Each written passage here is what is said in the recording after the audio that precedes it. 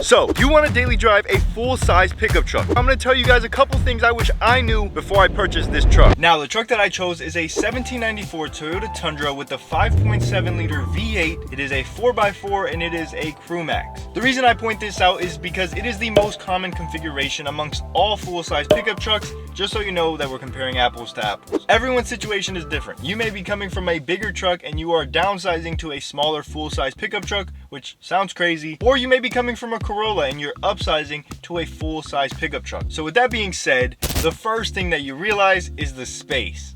The amount of space that you get in here is ridiculous. The amount of space up front, the amount of space out back, the amount of space in the bed, the amount of leg room that you have, the amount of cubbies, the amount of cup holders, it is all like 10 times bigger. Now in my situation, it's me, my girlfriend, and my puppy Lola. We don't need this much space, but we enjoy this much space. If you have a big family, this is perfect. The back seat space is ridiculous. I'm not gonna say how many people I fit in the back seat, but a lot. Let's cut to the chase. Most of the people that buy these types of trucks are really only using them for groceries, and I can confirm that the backseat space allows for a lot of groceries. Now, all of that space that you get to enjoy on the inside comes back to bite you on the outside. I parked this truck next to my Toyota Tacoma, and I couldn't believe how much wider it was. On paper, it may not seem like a lot, but when you park it next to this truck, it's ridiculous. You start to realize that a full-size truck just doesn't belong everywhere. You may be saying the size is no problem. Let me tell you, buddy, size matters, like a lot. Now, depending on where you live, you have to worry about parking.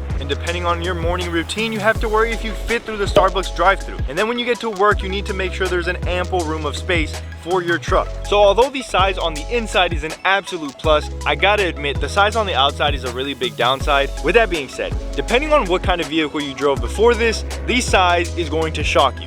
The only benefit of having such a massive vehicle is your safety. In my opinion, that's worth more than just the comfort of driving a smaller car, but to each their own. Next up is comfort. This is going to affect everyone who's coming from a smaller vehicle, upgrading to a full-size pickup truck. My commute to work is around 15 miles. That's around 45 minutes to an hour depending on traffic. And previously I was driving a 2015 Toyota Corolla to and from work. Before this video, I drove my truck for a month, and I gotta say, they both have their pros and cons. The truck wins by a landslide on the highway. The car excels way more in the city. The truck is a joke. It is atrocious to drive in the city. Depending on what your daily activities look like, daily driving a full-size truck is not fun. I would not wish it on my worst enemy. This thing is not meant to be in the city. It likes long road trips, highways, back roads, that type of stuff, not cities. Next up, is it gonna be your weekend warrior? Is this your only vehicle? If this is your only vehicle, then you may want to consider something else. Now, me personally, this is my weekend warrior. I only drive this truck on the weekend or when I go out to record a video. Now, you may be saying, Aang,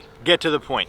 What I'm trying to say is there may be something out there that suits your needs a lot better than a full-size truck. The other day when I went camping, I caught myself in a convoy of like 4 different trucks, right? And I was just thinking to myself, and I even told Sandy, we should have just bought a RAV4. It is a 4-cylinder, way better on gas mileage, and it will do everything that this truck can do that I need it to do better than this truck can do.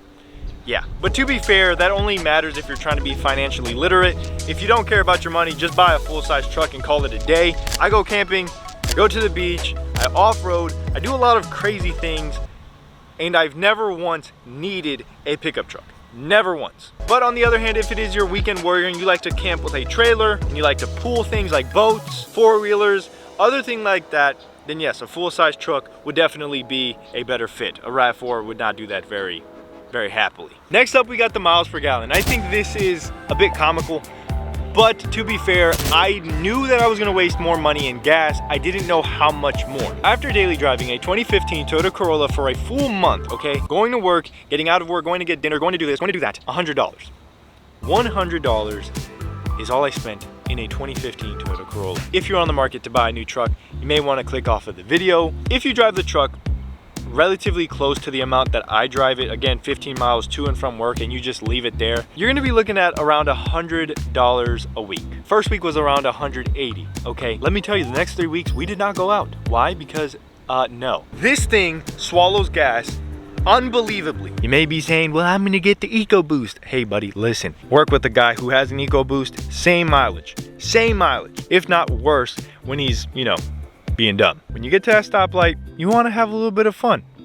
You stomp on it. When you're on the highway, you want to pass somebody, you stomp on it. All of that adds up very, very fast. This is the first vehicle where I can see my fuel go down as I'm staring at it. Like, it doesn't even try to hide the fact that it's going down. All in all, I am not daily driving this Toyota Tundra. It just doesn't make sense. So the question, I think, goes from can you daily drive a full-size truck to should you?